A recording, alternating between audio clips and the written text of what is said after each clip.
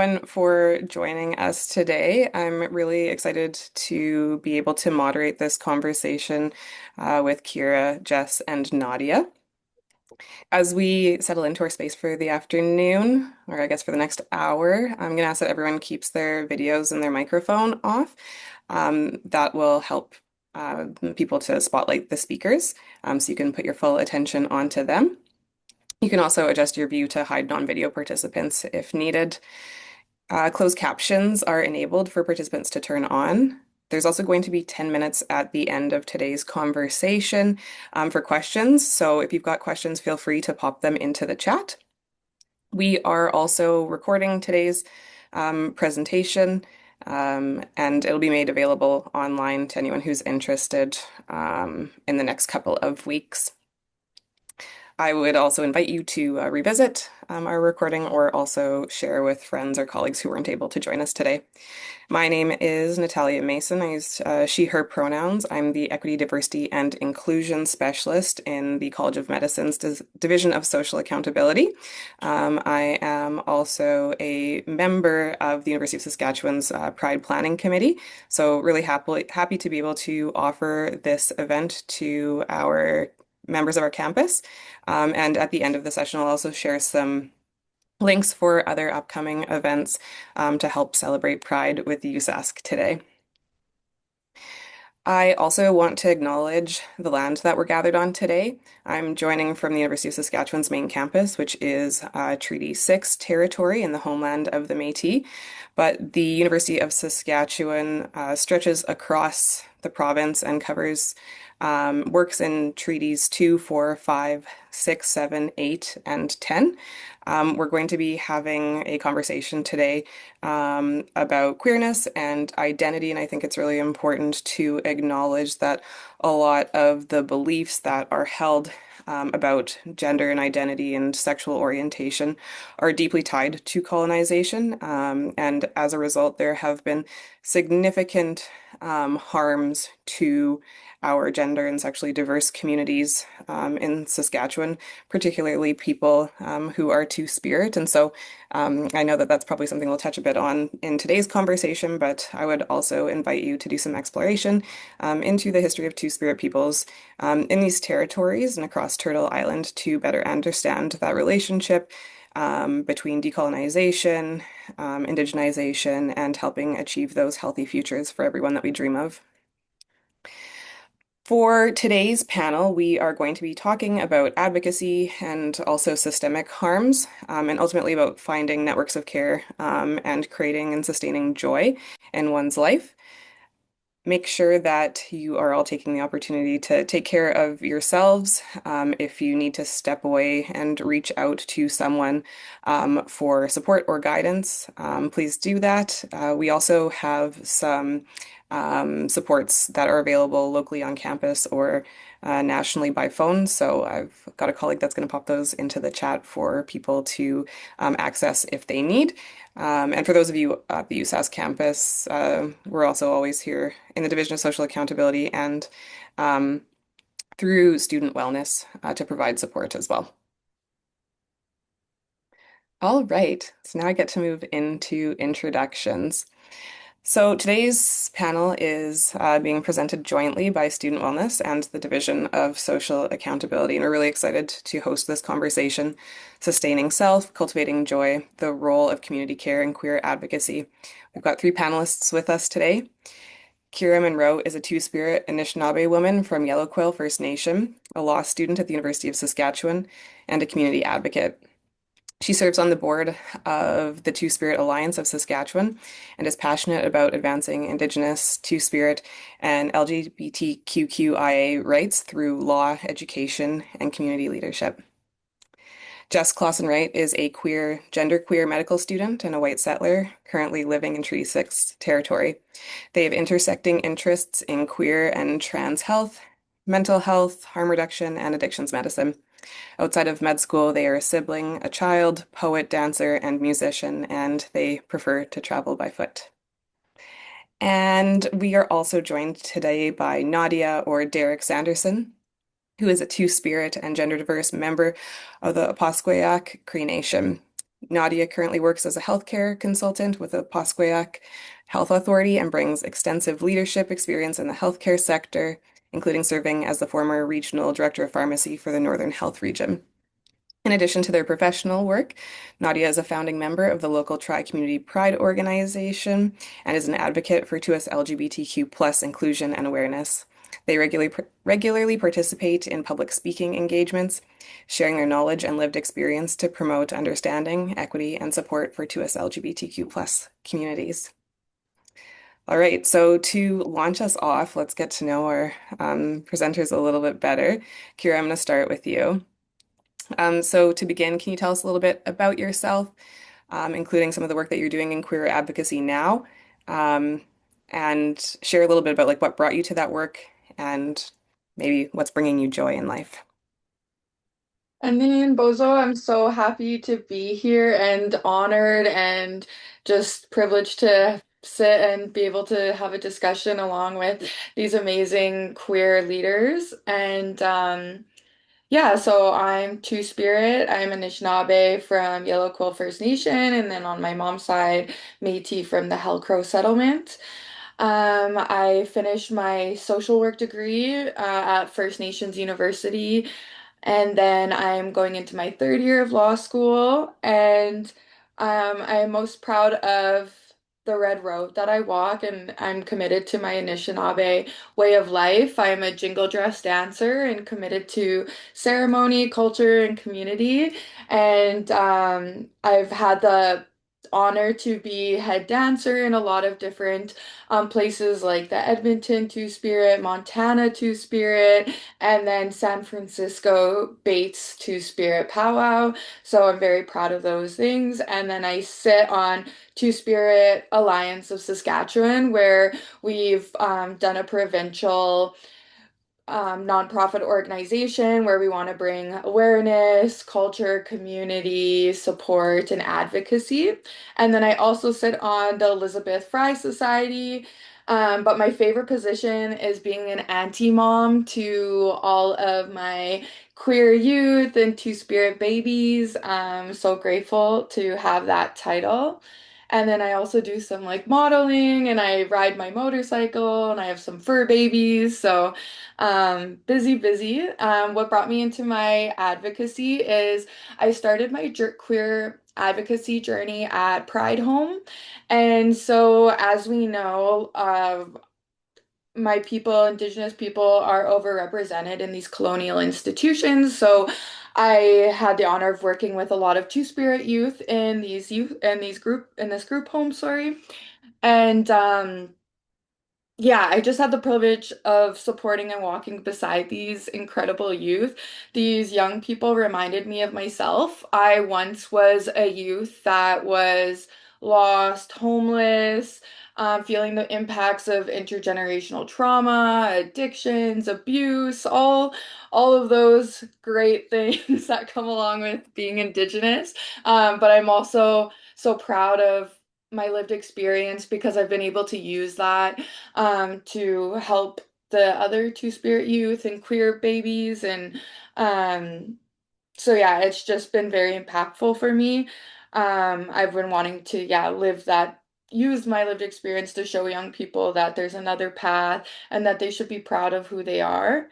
And yeah, everything I do is definitely for the youth and for the future generations. There are our next leaders, and that's what always keeps me grounded in this work. So, thanks. Lovely. I'm excited to dig into that some more. Jess, I'm going to pass it off to you because I heard Kiera say dance, and I know that you like dancing too. I do like dancing. Yeah, my name's Jess. I use they, them pronouns. I am a European white settler and also a medical student. Currently in my third year, ending my third year of medicine. So, what I'm doing in queer advocacy, a lot of it is focused in the College of Medicine. I was one of the main drivers of having a trans health event here at campus. I'm working on changing aspects of the curriculum to be more more accepting, more open for um, queer learning, but also helping faculty to learn their gaps in knowledge. Um, I advocate sort of on a daily basis for people to understand pronouns and um, recognize them, and within my family, in the college, in with people that I meet. Um, and I'm also on various other committees doing other advocacy work, but I won't go in huge detail on those. So what keeps me in it, and what sort of brought me into it? Um, I started mostly doing kind of broader EDI work before coming into the College of Medicine, and then when I got here, felt pretty isolated because I think there's not lots of people aren't out. Those that are out are generally cis gendered. So it felt isolating. I felt like there was a gap, um, and also felt like it wasn't really a super welcoming space for me as a genderqueer person. So um, part of it came from a desire to make more space for myself and also to make more space for people who are going to come after me in the college. And that keeps me in it too. The work isn't done. I keep seeing things that need to happen, and so um, step into it as I'm able. And what brings me joy? Yes, dancing brings me joy. There's no, my dance community is a contra dance, which is like a social dance. It's very queer coded in Canada and parts of the eastern and western coast of the United States. It, um, it's kind of like a Jane Austen film, but more um, country than that. You can look it up. And so that brings me joy, being outside, being with my kitties, um, connecting with family and friends, reading, watching bad TV. Yeah. Yeah, the bad TV, the salve that we all need at this current moment in time. And Nadia, how about you? You want to share a little bit about yourself?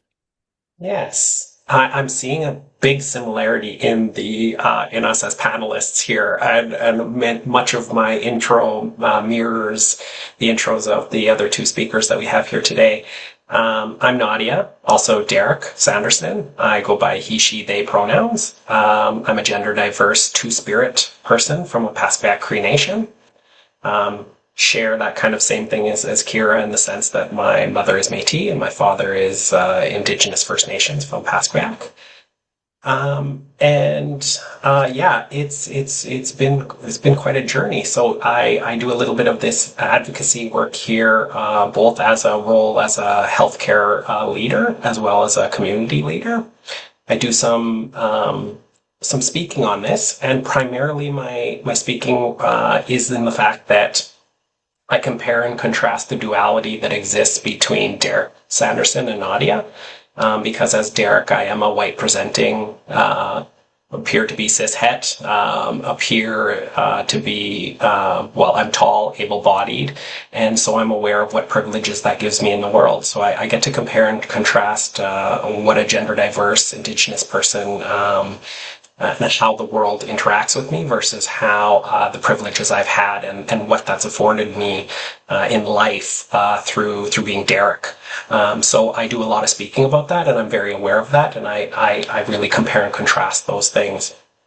Saskatchewan and specifically Saskatoon has a very near and dear place in my heart because this is actually 2 days ago was my 5-year anniversary of coming out, and I spent a good portion of my summer of the 2021 in Saskatoon seeking a queer population. And Saskatoon, I really do consider my second home because of the amount that the gender diverse and drag community really helped me out and helped me find my way in a very tough time.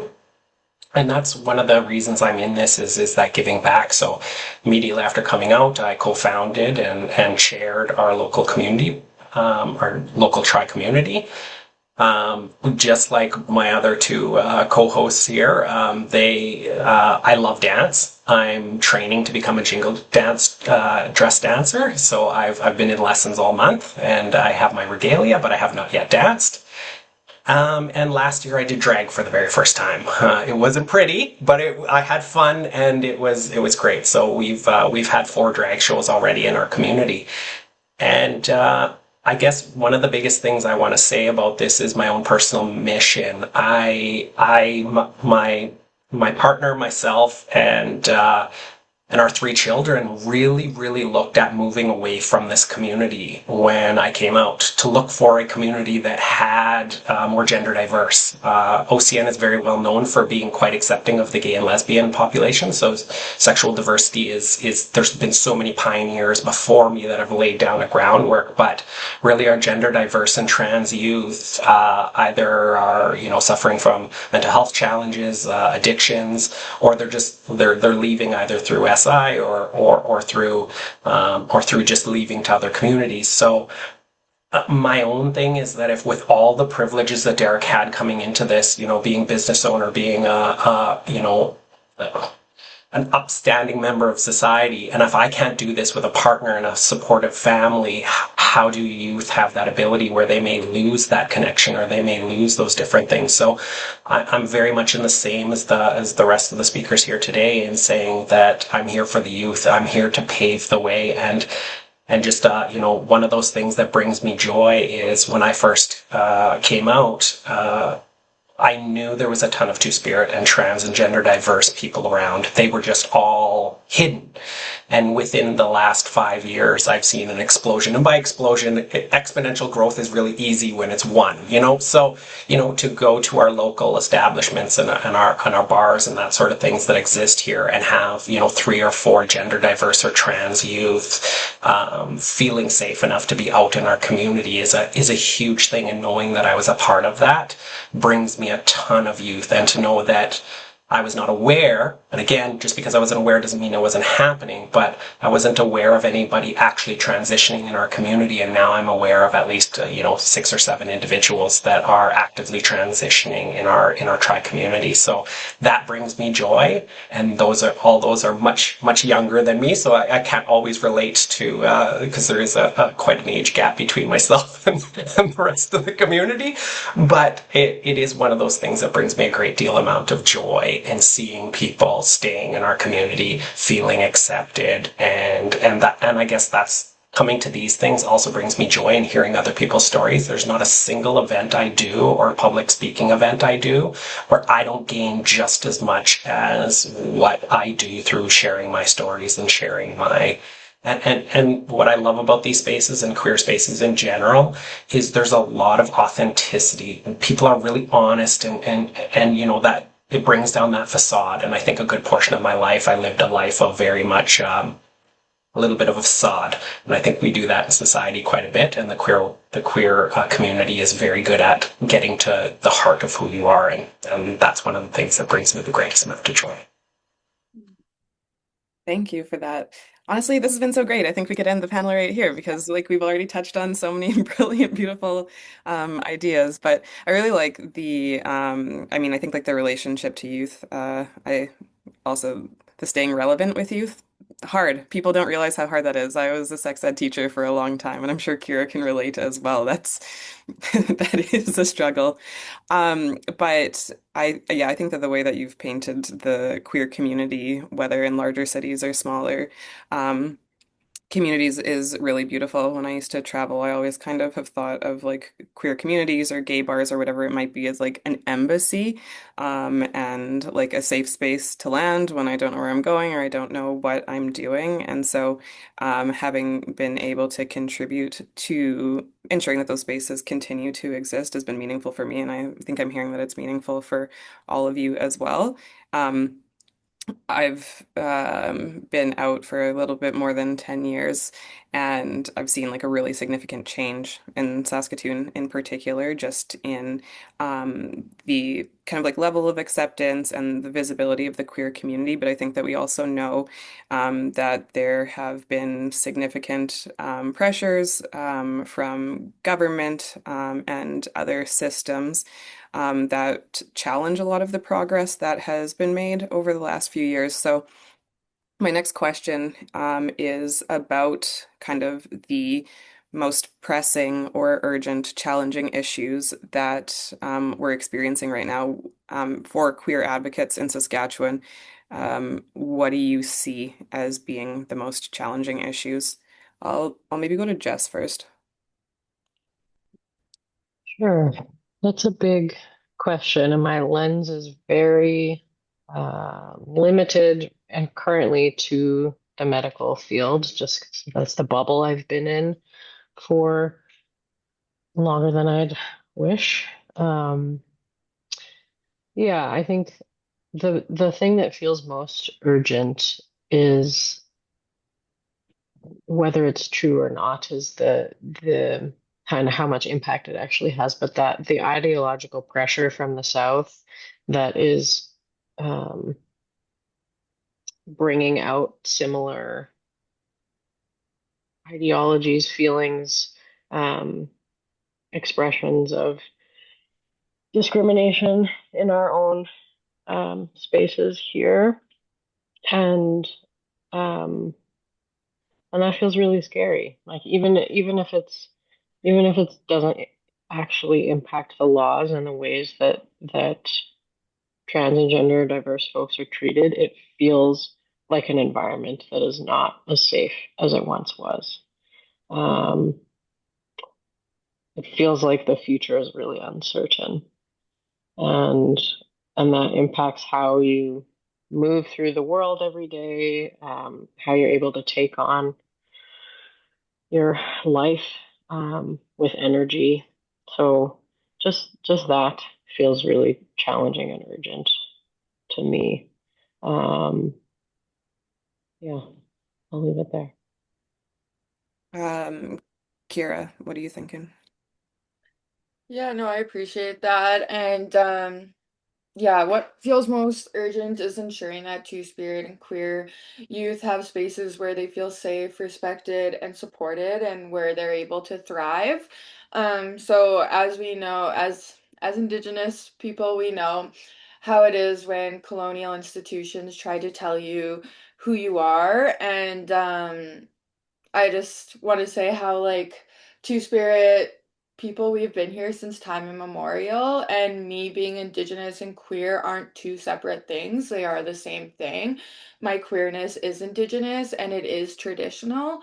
And so I soon as the colonizers and settlers came, like they had these ideals that it was wrong to be gay, and that's what they really brutally and violently pushed upon us. And so through like residential schools, there's the boy side, the girl side. Now today, group homes, boy side, girl side, incarceration systems, boy side, girl side. So through these colonial institutions, they continue to assimilate us Two-Spirit people and leave no spaces for the queer youth and people in general. And we're seeing that through our schooling now, and just so constant, continuant policies that try to assimilate us. And so I just want to ensure, and like the hugest challenge is to create those safe spaces in medical in all of these areas in social welfare, socioeconomic, so our youth can build a good life for themselves where they feel supported and loved and they can thrive as our future leaders. And um, yeah, so I just want to make sure that there's those safe spaces for our youth. And like Jess said, it's feeling very uncertain with all of the attacks on our community recently. And um, yeah, so I'll leave it there too.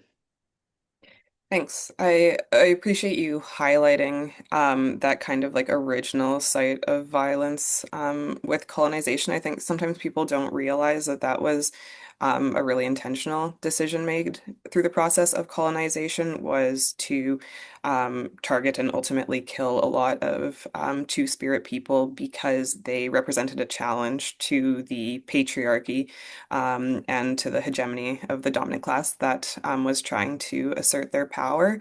And they just represented like a visible, different way of doing things. And so a lot of the knowledge about Two-Spirit people was lost as a result of that, and that process of reclamation becomes a lot more challenging. Like you said, when the colonial institutions continue to kind of like reinforce those binaries and to treat them as separate issues.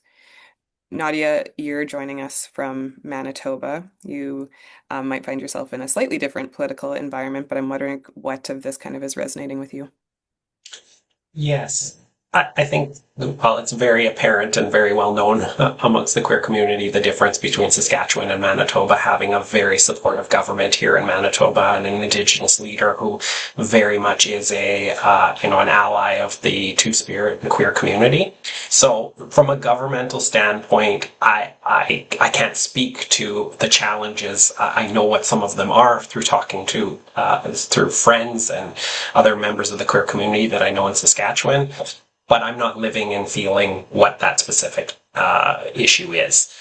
So from a governmental standpoint, we're in a much better situation in Manitoba than in Saskatchewan, but that still doesn't mean that we don't have the exact same challenges from a social media standpoint and from our communities, and just knowing that we have areas and pockets within Manitoba as well. I happen to be in an area of Manitoba that is a little bit more open-minded, but you go just 2 hours south and our Prairie Mountain area is much the same similar type of population as Saskatchewan and some of those rural areas, farming community, heavily conservative. So it is in pockets in Manitoba too. And what I've used as kind of my guiding principle, because when I first came out, it was like I was changing the whole world. I was going to just take on everything. And really I've honed that down to, my own community, what's within my area of influence. And really when I'm doing a lot of my talking, it is in my circle of influence. It is in talking to family members or close family friends with some maybe harmful ideologies that they believe in, and maybe challenging them in those people that are able to accept a little bit of that and do some critical thinking and some self-reflection on some of their views, because these are views that I was brought up in or socialized to because of my own history.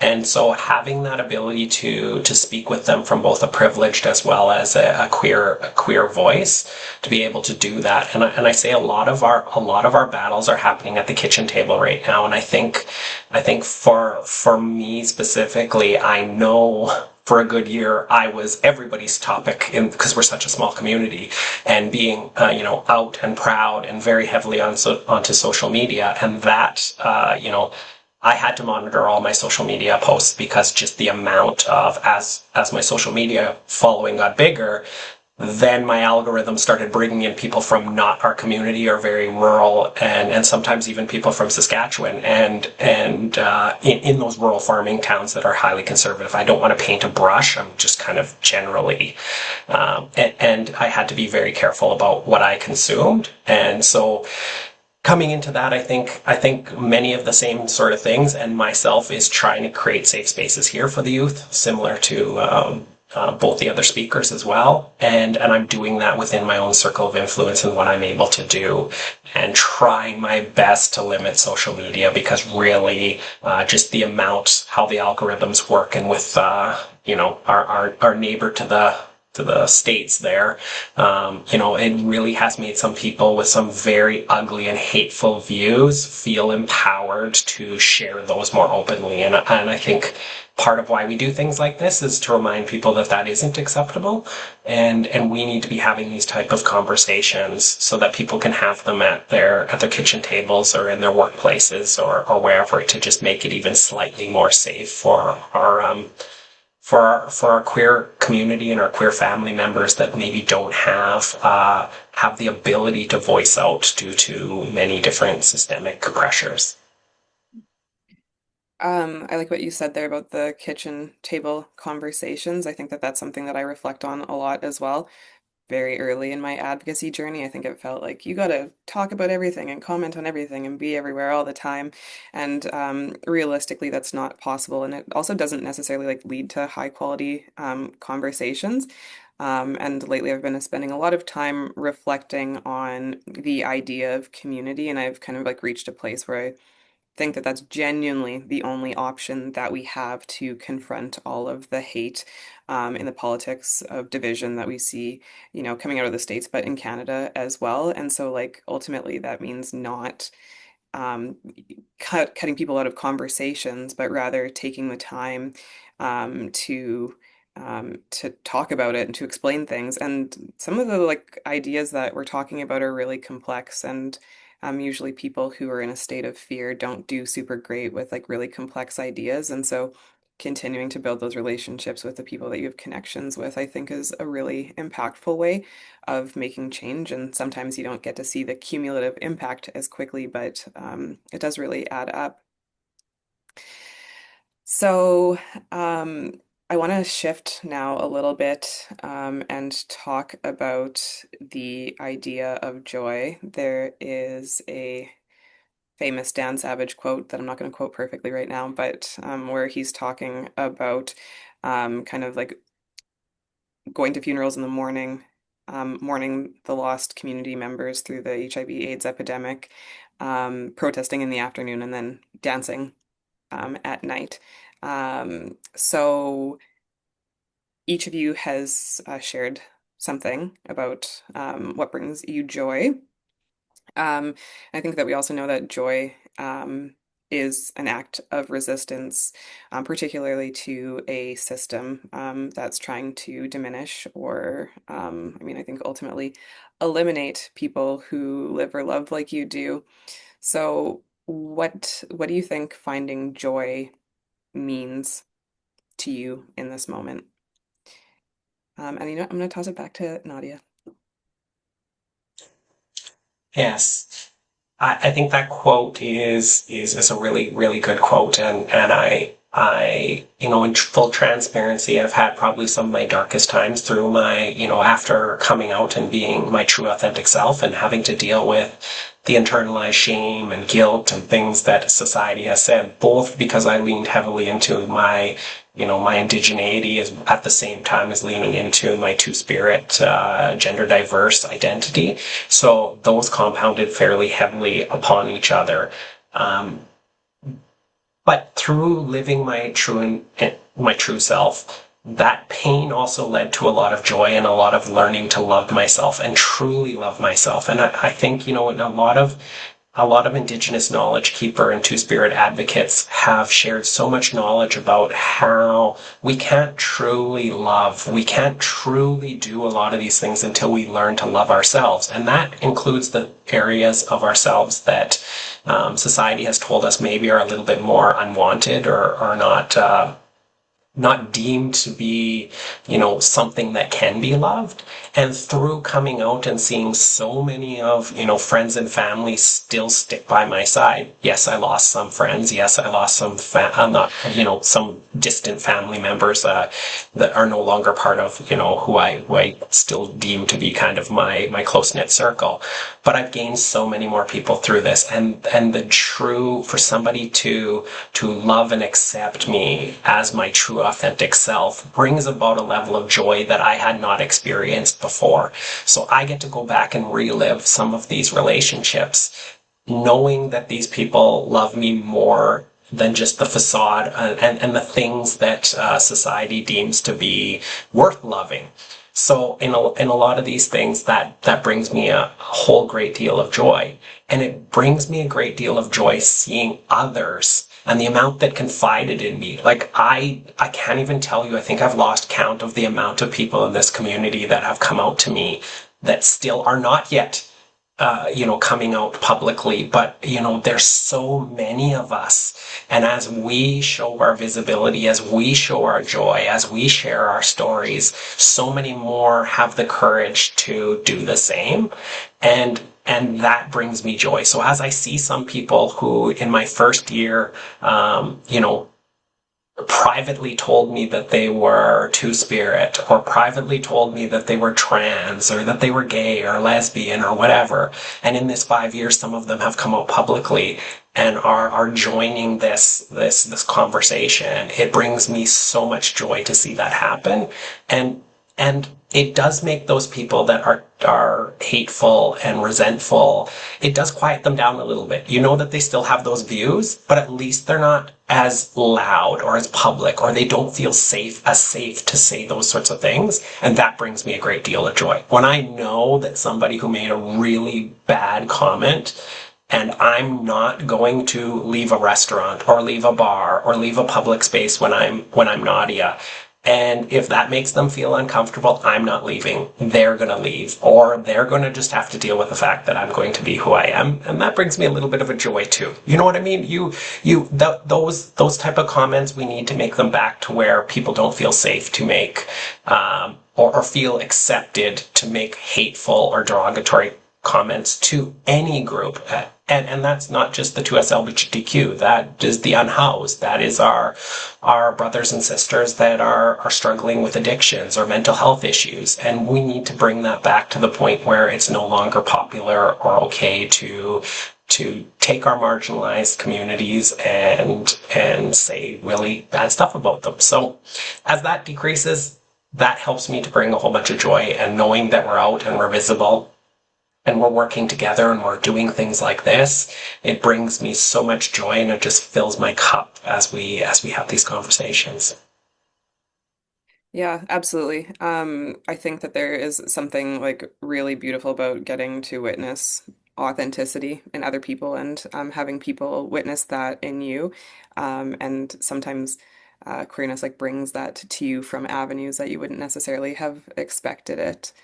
I also appreciate that you touched on this idea of representation, because earlier, when we started the panel, I was thinking this is very cool, to be able to have the group of you being visible in your respective professions, and providing guidance, and showing people, what is possible. I always think of the quote from Misrepresentation: "You can't be what you can't see."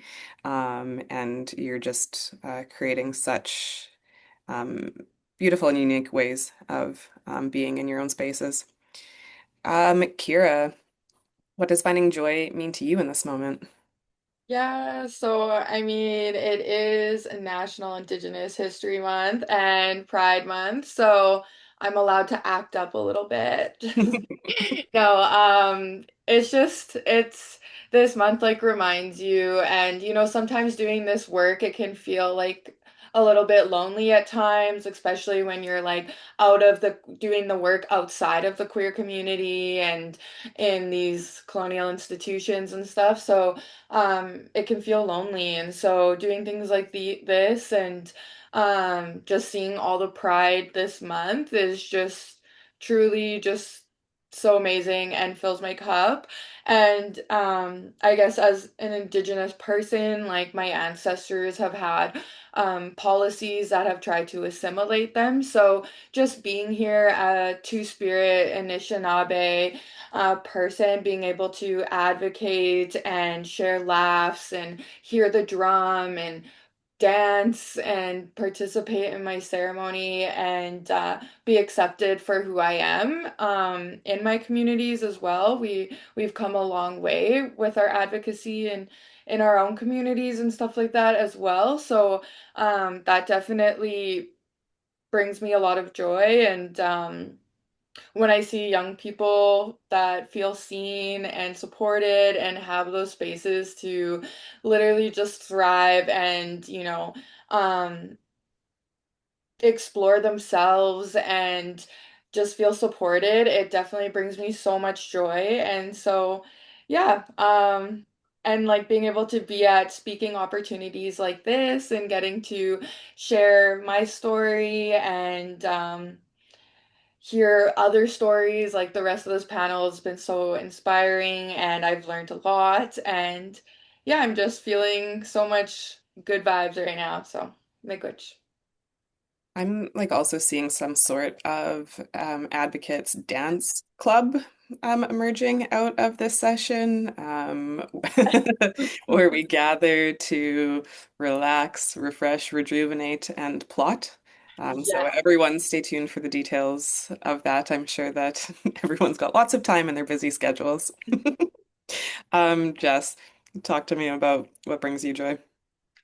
Yeah, I agree with Kiera that it does feel really lonely sometimes being in a big institution doing work outside of the queer community, um, with people who are all cishet every day. Um, and I imagine it's even worse as a person of color. Um, so really, yeah, seeing queer people experiencing joy, reconnecting to my queer family members, um, being in spaces that are nourishing to me, leaving the academy, um, and re-entering queer spaces and spaces where people know me outside of that colonial space, something that nourishes me. I also want to speak a little bit to the the quote that we have about joy being an act of resistance, and a similar quote that has really been challenging me and also sitting with me, nourishing me this past year is hope is a dis.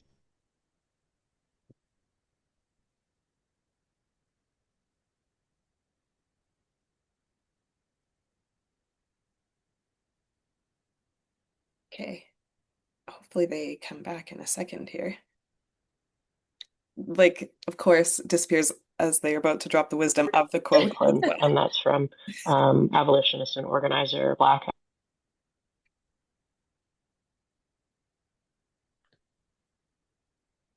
Jazz,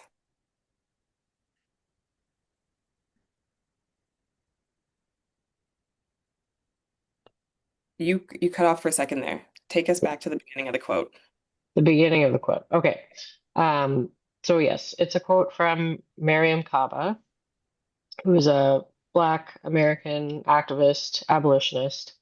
Um, it is um, hope is a discipline, and I've been trying to work through what that means for me. Um, Recognizing that feeling hope in this time of things being scary and horrible is going to be work. And where do I find that space for work when I already feel like I'm doing so much work? Um, how do I live that discipline? And that also ties into um, the another quote from Audre Lorde that's sticking with me about self-care being self-preservation. Um, so how do you balance self-care as self-preservation as well as hope as a discipline? And I think they both mean similar things. There has to be room for self-preservation. There has to be room for rest in order to do that work of hope. Something my mom told me when I was like extremely depressed, ended up in hospital, was really not doing well. It was like, Jess, you could do nothing and live a good life. Like you could read books, you could sleep. Um, you don't have to carry everything always. And so I go back to that when I'm really feeling all kinds of pressure, like I need to be doing this and that, and I need to be supporting these people, and making space for queer individuals. Sometimes it's really important to remember to make space for you, and to make space for joy, because that's resistance also, but it's hard.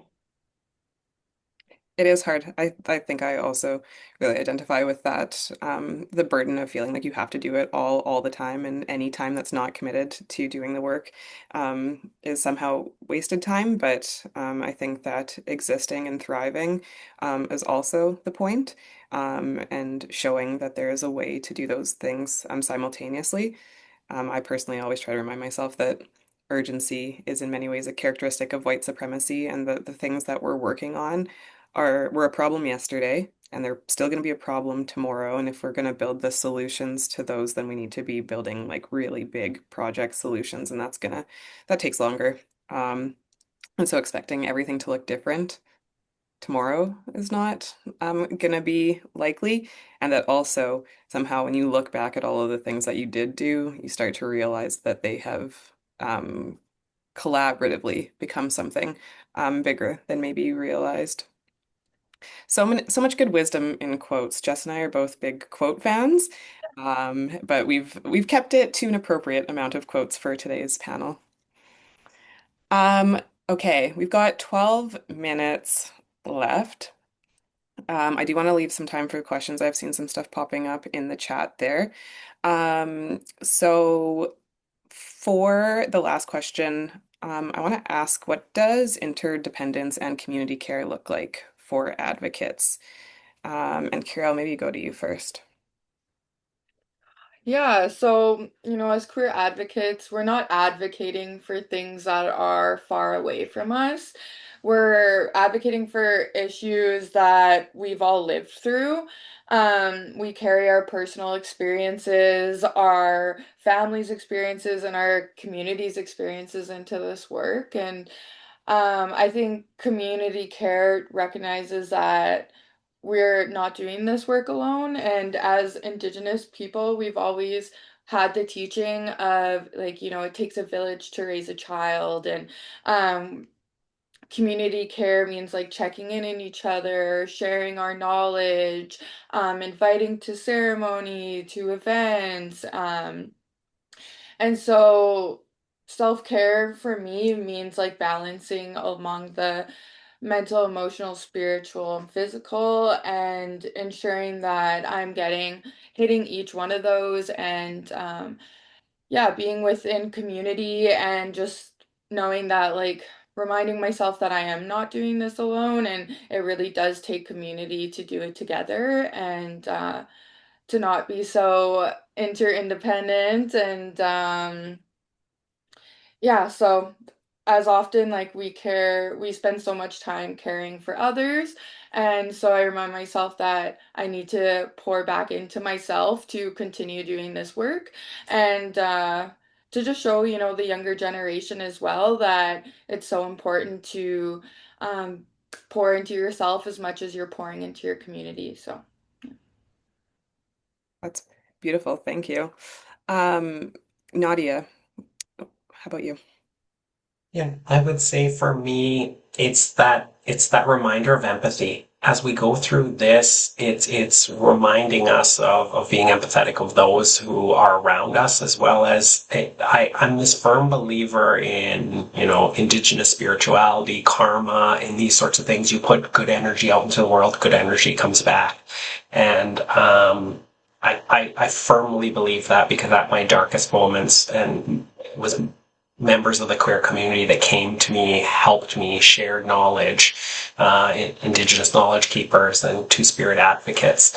All of them shared at the time I needed to hear these things the most. So it's checking in with each other. It's just that, like the real conversations that happen between, and this is that time where I reach out even a little bit more to people that I may have not heard from for a little while, and they do the same. And it's through that reciprocity that exists where we're able to take care of each other.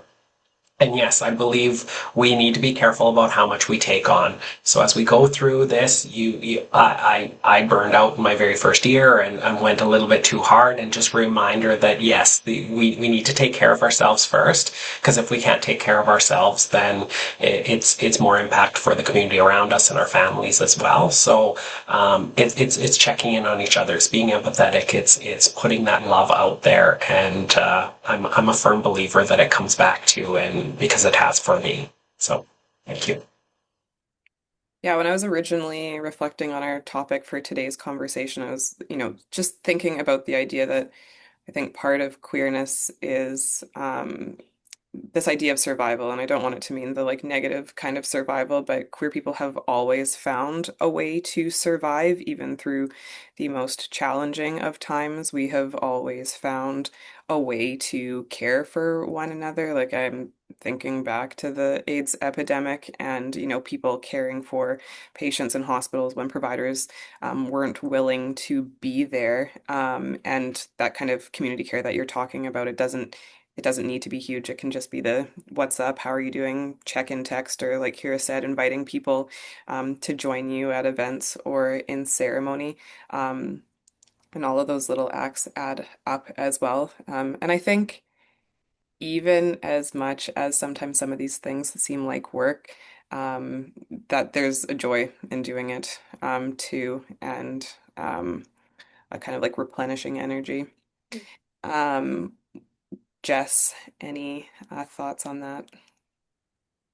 I don't want to add too much, but I want to remind myself and others um, that individualization impulse of, oh, I need to do everything by myself, without my community. I'm not strong if I'm doing it, like if I'm not doing it on my own. That's colonialism. Um, we we are humans meant to be in community with each other, and we will not make changes as individuals. So, reaching out to my people is always what I need to remind myself to do. That's perfect. That is actually kind of something I wanted to say. So I'd love to leave it on that note. Um, so I was taking a look at the chat. I see that there's a comment about getting access to PrEP in rural communities, which I'll, Nadia, do you want to like share any comments on that or any strategies that you've kind of seen to help increase access to things like PrEP? In generally speaking, we have a really strong support of a Pasquac Health Authority as well as the NRHA, both in terms of offering services and medical services, as well as we have a very strong harm reduction program here as well. So it's something that we make a priority, both as a Pasquac Health Authority and our partnership with the NRHA, to ensure that we do the best to keep those out there. Could we be doing better? Yes, we could be doing much better, but it's often a continual fight as our local governments change and those sorts of things of keeping up with that. And I think the biggest thing is harm reduction focus in general beyond just PrEP. So yeah, again, that could be a whole a whole conversation onto itself. So I'll keep it short. Yeah, absolutely. I mean, I think that what that's calling to mind for me is that that's a good opportunity for allies who are in rural areas to advocate for those kinds of things because sometimes it's just like a small systems change that's not going to be that challenging to implement that can make a really big difference for people. I kind of think the same along access to affirming care and prescribing hormones and some of those things that sometimes people think it's more complex than it really is. And so pharmacists or physicians or NPs, whoever, becoming more familiar with what it looks like to deliver those services is one way of increasing access in some of the rural areas, and not just assuming that queer people only live in large urban centers, because that's certainly not true. Oh, Jocelyn also mentioned there are some virtual options as well that people can access now. If are there any other questions from the audience today? I'll actually also invite people to turn the cameras on if they are able to now that we're kind of wrapping up our conversation. Sometimes it's nice for the panelists to see all the beautiful faces that have been listening to our conversation. There we go, lovely. If there aren't any questions from the group, then I'll just thank everybody for attending. Um, a massive thank you on behalf of the Division of Social Accountability on Student Wellness and Student Wellness. I also want to thank Kiera, Jess, and Nadia for taking the time to offer up some wonderful wisdom, and I hope some inspiration for all of you as we continue our work as allies. If you're in Saskatoon, Pride is this weekend, so make sure that you come out to some events. The University of Saskatchewan will be walking in the Pride Parade, so we invite you to join us for that. The College of Medicine is going to be hosting a pre-Pride Parade pancake breakfast because we love alliterations. That'll be from 9 o'clock to 11 in the D Wing atrium, and that's an open invite to anyone to join us for pancakes. The link is in the chat to make your presence known. You can also check out the USask Pride Spotlight if you want to read some stories about our community members that help make the University of Saskatchewan the beautiful and brilliant place that it is. Um, Thanks again to everyone for joining us today. I really enjoyed the conversation, and I'll hope to see you all soon.